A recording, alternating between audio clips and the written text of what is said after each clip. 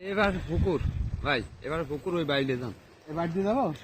Little little ট্যাংরা মাছ কুটতে হয় দেরি। বিজয় সুপার করলা গুড ভেরি তরকারি। গুড ভেরি তরকারি। চাষির মুখে জয় জয়কার, করল্লা বোধের বিজয় সুপার।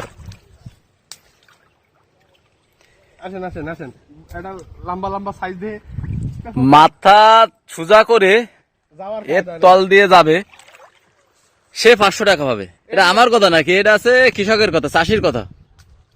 এই জিনিসটা দেখেন ভাই, এ কি, এই দেখেন মুটো মাছ।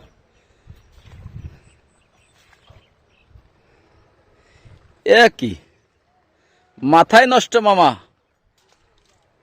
যেমন ফলন তেমন ধরন, ব্যাপক সাইজের করলা। আপনারা অফিসারের মুখের দিকে একটু লক্ষ্য করুন। ভাই ভাই ভাই তাকান, ভাই তাকান, দেখুন চোখ ছানা বড়া হয়ে গেছে। মানে ভাই এত ধরন আমিও বিশ্বাস করতে পারতেছি না, বুঝছেন।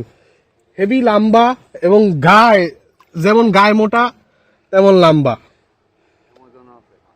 ওজনও আছে। ভাই এক একটায় কত গ্রাম কোন ওজন হয় ভাই? একটা 300 350 গ্রাম ওজন হবে, 3.5 কেজি। 5টা। আলহামদুলিল্লাহ ভাই, এই বিজয় সুপার করলা জাতটা এত সুন্দর। আমি আজ 10 বছর ধরে করলা লাগাই, কিন্তু এইরকম ফলন আমার বয়স পাইনি। খুব ভালো, আল্লাহ পাক যদি আমার বিজয় সুপার বীজটা লাগাই নে তৌফিক যদি দান করে আল্লাহ, তো আমি সবসময় এই বীজটাই লাগাবো। ওকে ওকে, ধন্যবাদ।